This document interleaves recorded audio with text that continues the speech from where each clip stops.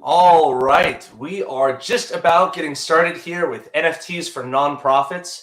I hope everybody had a good experience in the breakout tables. I hear there was some kind of metaverse light experience. I would love to know for anybody who engaged with that. Please let us know in the comments what you thought.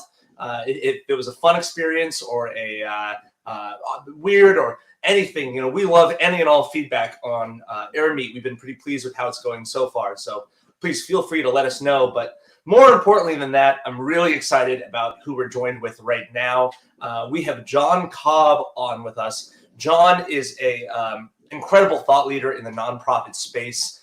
Jonathan and I had a chance to do some in-person meetings and work with John. And Jonathan and I from TF Labs, we're both just blown away by the sophistication and depth of understanding that John has in both what's here right now in terms of technological capability, where we're going, and how nonprofits can best be positioned to really utilize Web3 technologies and be on the cutting edge of technology. So, John, incredibly excited that you're here today. I admire the work that you've done so much, and would love for you to just have a chance to introduce yourself to the audience.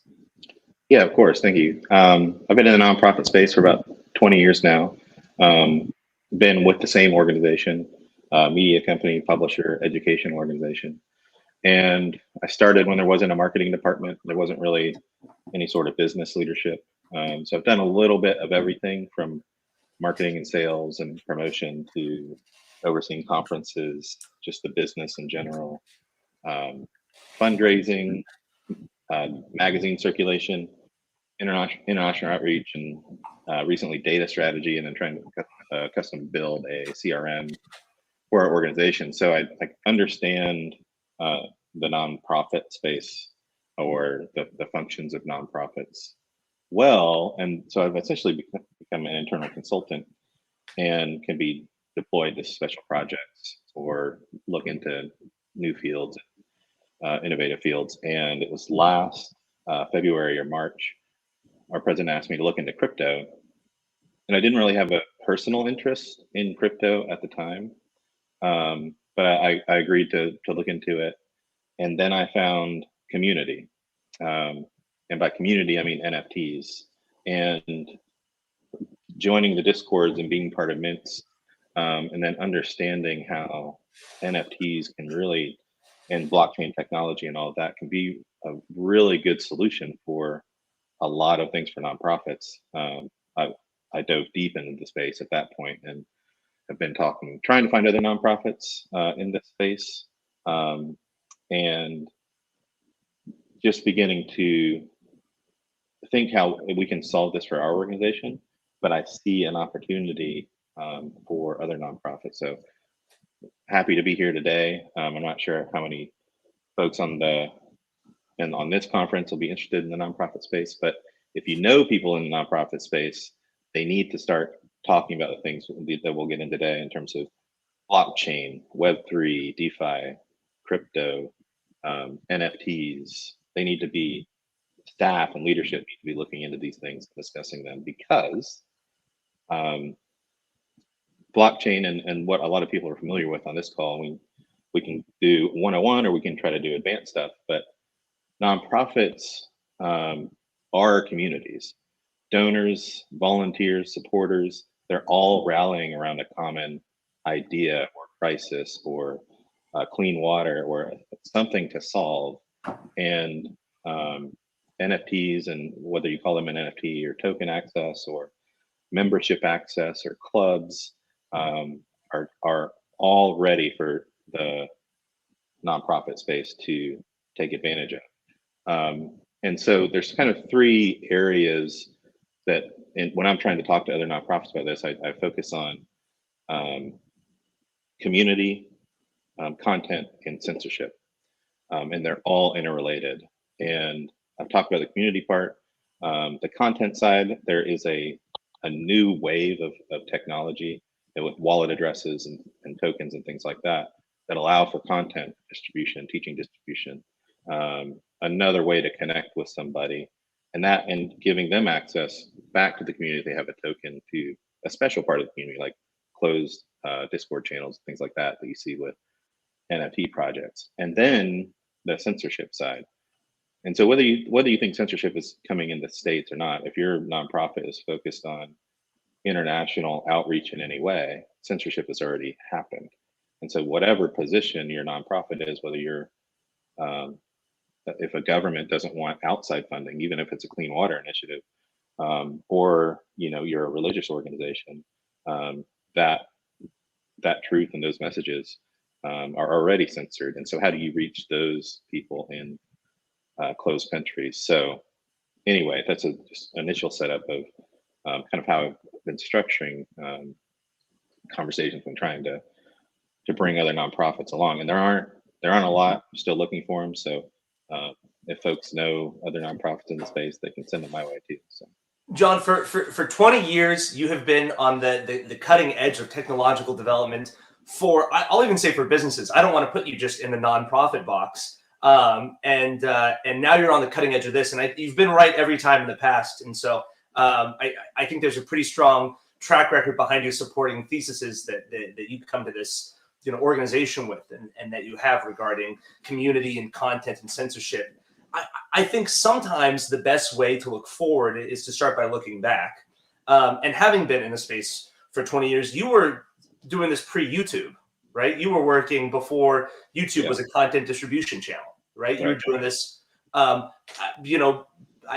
think Friendster might have just started by the time you got in, but even still, it wasn't anything that an organization would engage with, and nobody knew what social media was until 2008. And so sort of talk to me about your experiences of positioning your nonprofit for success with emerging tech, sort of leading up to what we're talking about right now and how we're talking and thinking about NFTs. Right. Yeah. I don't know why nonprofits are always late to technology adoption. In the late 90s, there were very few nonprofits building websites, and they were slow to adopt that. They were slow to adopt Google AdWords, when for the first time you could spend $1 and track exactly how that dollar versus print media and all of that. And so we were really early on adopting Google AdWords. Part of it is our founder was a businessman, was an entrepreneur, and he hired entrepreneurs. And so I think that was part of it. The other part is we've always been B2C, direct customer, and building our internal list. So maybe that's part of it, and not relying on traditional television broadcasts and radio broadcasts and things like that to get our message out there. But yeah, thank you. So that was something that when we met with you, you drew out just from talking about the history of the organization, even going all the way back to we were really early in the teaching space, not nonprofit, but teaching in general, of adopting VHS and recording video and distributing. So for those of you listening, I hope you hear that really loud and clear. They were very early first adopters on VHS, and so this organization has quite the history of cutting edge emerging tech. So I love that about your organization and the lineage from which you draw your successes from. Right. Was there something else in that question? I don't know if I fully answered it. Just sort of thinking about how you and your role with your nonprofit have tried to be on the forefront of technology, leading all the way up to NFTs, and how any of that past learning or thinking affects the way you think about NFTs and Web3 for your nonprofit. Yeah, part of it was even pre-YouTube, where you had the concept of a digital asset, and that was the first time you had a digital item that had infinite supply and was free to distribute, right? So infinite supply equals zero was the 2005 conversation. I think it was Kevin Kelly starting to talk about that.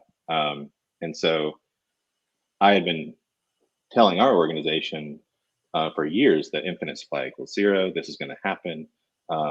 That happened a lot slower than I thought it would, even with YouTube. I mean, you had all sorts of teaching organizations resistant to YouTube when they would pay to broadcast content on radio, but they wouldn't let it be free on YouTube when YouTube had a much bigger audience. It didn't make any sense.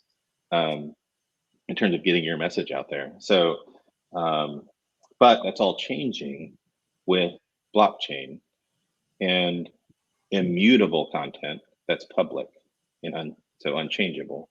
And so what will happen is content will be publicly made available, and the organization isn't going to be able to shut it down, DMCA it, copyright, etc.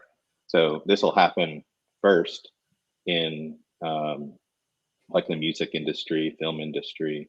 Well, there'll be heavy DMCA attacks and things like that.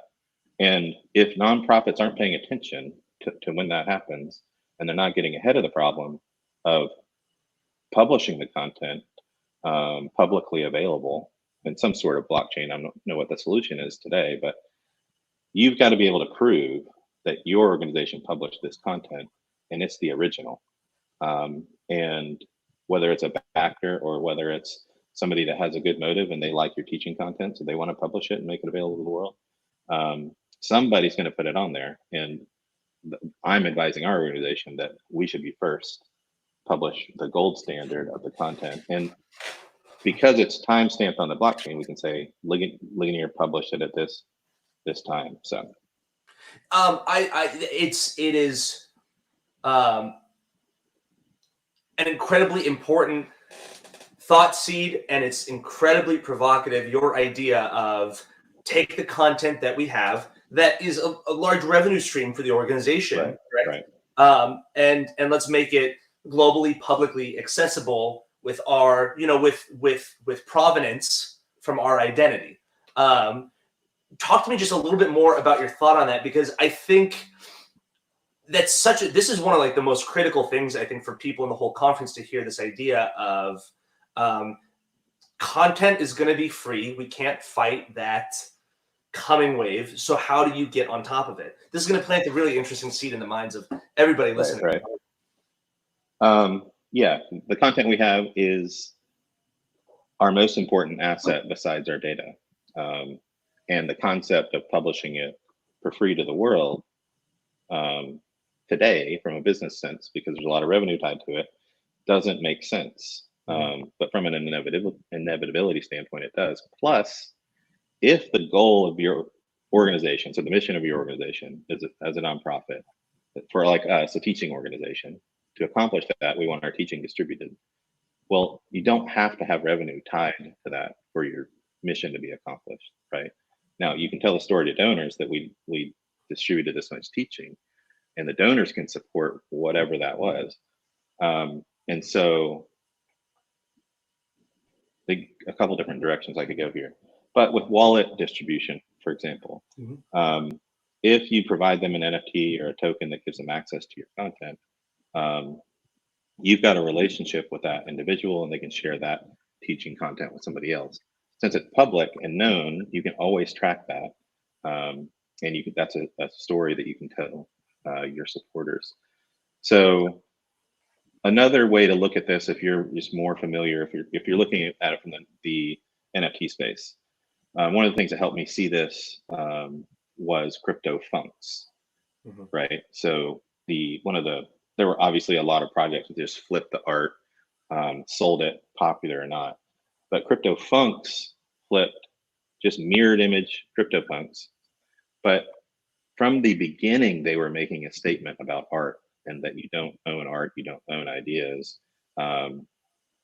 CryptoPunks doesn't own the concept of pixelating an image and automatically generating it and all of that. And so what they did, they minted CryptoFunks.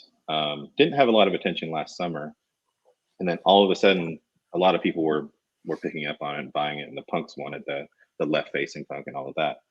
Well, CryptoPunks, Larva Labs, right, got really upset, which CryptoPunks anticipated. So they had the letter ready to go.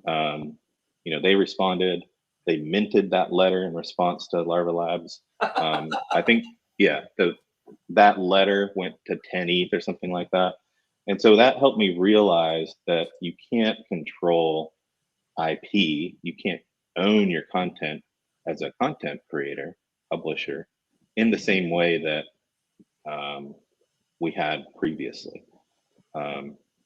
So I don't want to go down too far down that rabbit hole. I Sure, don't have a ton sure. of time, but Well, it's an interesting paradigm shift in the digital world that even though the internet's been around for as long as it has, we as consumers, as participants, as people who engage with the ecosystem, we're having a hard time still understanding what digital assets are and what having a digital thing is, right? I have a physical thing. I've got my mug with my coffee in it, right? And I can hold it and I can protect it and I can hide it from anyone or I can share it with everyone, right? But it's physical. I can do that. Digital content, videos, digital teachings, what we're doing right now, right? The concept of ownership and accessibility, these are all things that are still being fleshed out. So I love how your organization is taking such a sophisticated yet methodical approach to how do we think about our digital content? How do we think about assets? And there's this wave coming, and whether it's tomorrow or 10 years from now, right? We want to make sure we're able to write it. We want to be the guys printing the cease and desist. You want to be minting the cease and desist order, right? Rather than the one sending it out. Right. So yeah, and for other nonprofits or even just other organizations in the space, all content creators, all artists, just need to start thinking about this. They don't need to FOMO in and create an NFT. You know, that's gone south for other nonprofits already. But just getting ready and being prepared and starting a conversation internally, because there is a real threat of being left behind. For example, if you are a true believer in Web3 and decentralization, it's really a chaotic system. And so let's say that you're a small little nonprofit, and well, you're any sort of content creator, teaching organization, and you teach about a particular topic. You've made your content available on YouTube or it's downloadable in some way, and you've got this fan base. Well, if you don't create a Web3 version of a community, somebody's going to create it and they're going to have access to that content. And so all of a sudden, your organization is duplicated, but in a much more powerful way. And so one of the reason I said community and that why it's so important is nonprofits need to be getting into Discord, not publicly. Don't have it like a public Discord for your nonprofit, especially large nonprofits are struggling in the space. Large brands are struggling in the space because Discord's not a professional environment and people can get scammed and all that. But what Discord helped me see is that the Web3 communities are self-growing and self-governed. They can, so Mechaverse last fall, put their art on Twitter. It was just two guys, very talented artists, blew up. Discord went to 100,000 people in the matter of a few days. Well, they didn't know how to handle that. And they didn't have the resources to, but the community did. And so the community's, self-moderating, mods are produced, they're adding channels. Somebody comes in there and they say, do you guys have a channel in Chinese? And they're like, well, no, can somebody translate this? Well, nonprofits can't scale at that rate. They can't go from 0 to 10 languages in a Discord channel in a week, but a Web3 community can. And so that's why if you have a fan base, whether you're a content creator, artist, nonprofit, that fan base can rally around the nonprofit and support it. So the question is, how involved is the nonprofit in the Web3 community? If they're opposed to it, that's where it could grow and duplicate or replace the entire organization. If they're not opposed and can participate, can license content to that group and things like that, then there's a way to participate in a decentralized way and still have a story to tell and have a community. So. Well, the nuggets of wisdom here go so far beyond just nonprofits. This is so radically applicable to all business, all organizations, all communities, and I love the thoughts you have on this.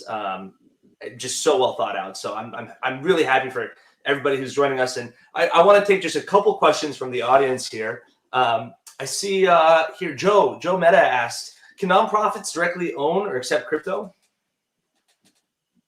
Nonprofit can certainly accept crypto.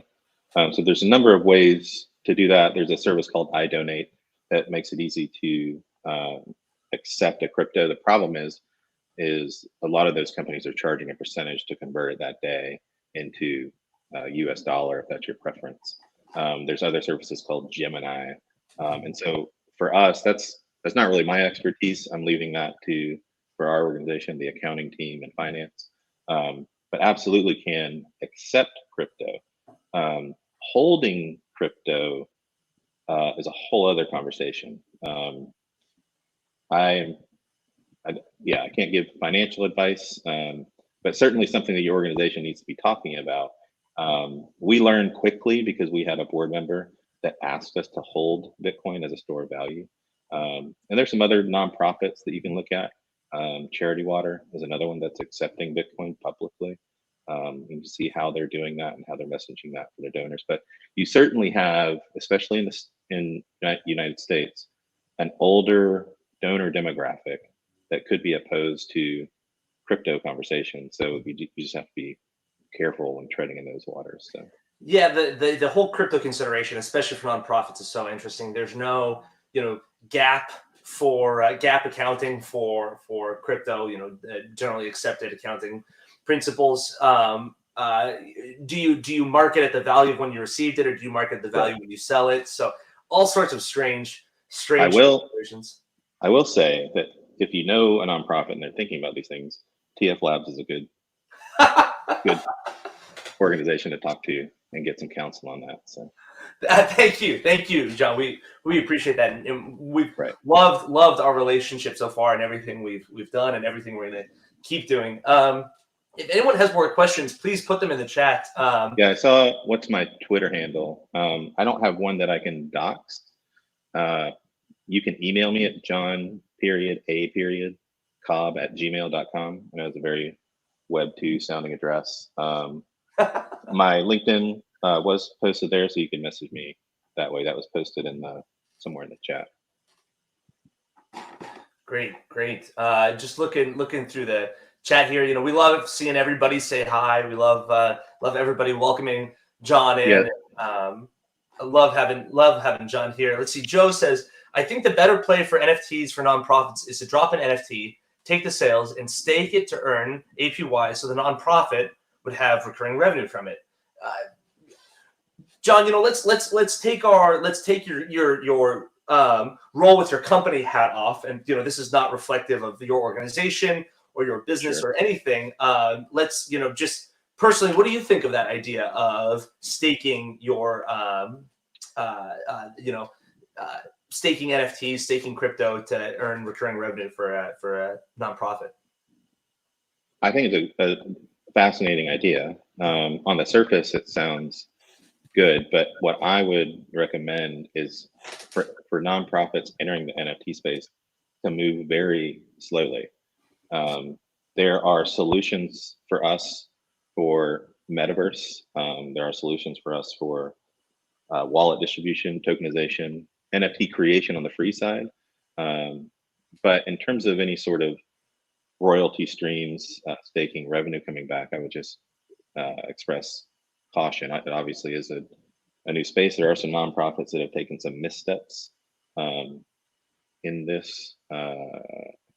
Don't have the examples off the top of my head. It sounds like from you, when we boil it down to nonprofits, the best way to be utilizing this technology, the best go forward for everybody here is the community, the content, and the censorship, right?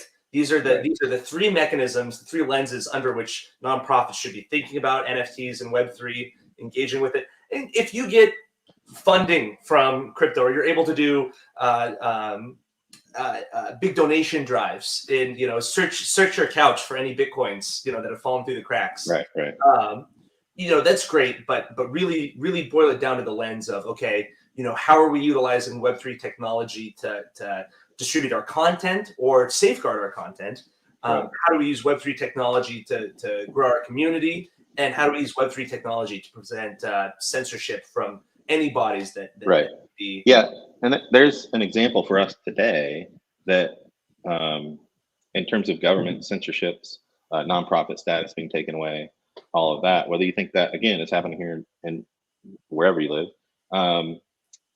it's already happening in other countries. So one of the things we ran into is we were funding the translation of our content in another country. I forget which one it was. It's irrelevant, but they were having a problem with us sending them US dollars and then converting that, all of that, because the government doesn't want either that money coming in, or they don't want that type of teaching content being translated. And so the translators were asking us to send a cryptocurrency and to send it anonymously from another wallet, so that the government couldn't crack down and control. And you're dealing with governments' lack of freedom of speech and all of that. And they want to share the revenue of any revenue coming into the country, obviously, right? And so if your organization is trying to fund work,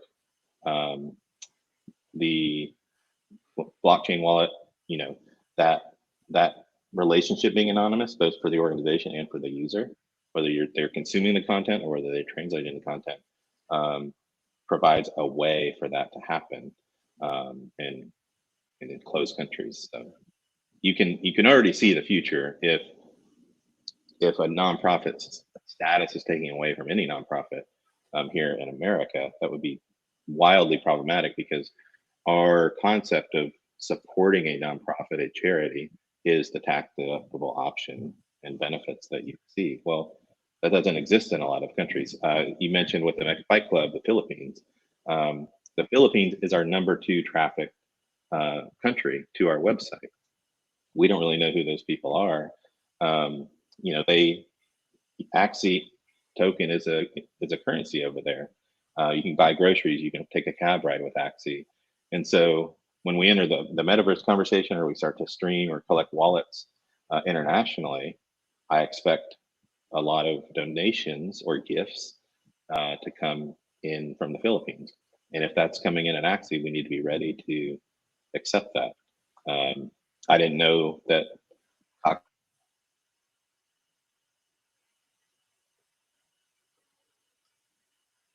Oh boy, was that me or was that John? Oh, it looked like John lost his connection. People, give me a thumbs up if you can still hear me, or type in chat. Connection lost. Okay, fantastic. Well, it looks like we lost John, unfortunately. But what an unbelievable treat to have him on. He has such an interesting perspective on it. I think he's so right and so cutting edge on so many things. So I'm glad we could all be here to listen to what he was saying. And learn from him. Feel free to email him at john.a.cobb@gmail.com if you'd like to learn more, or connect with him on the LinkedIn.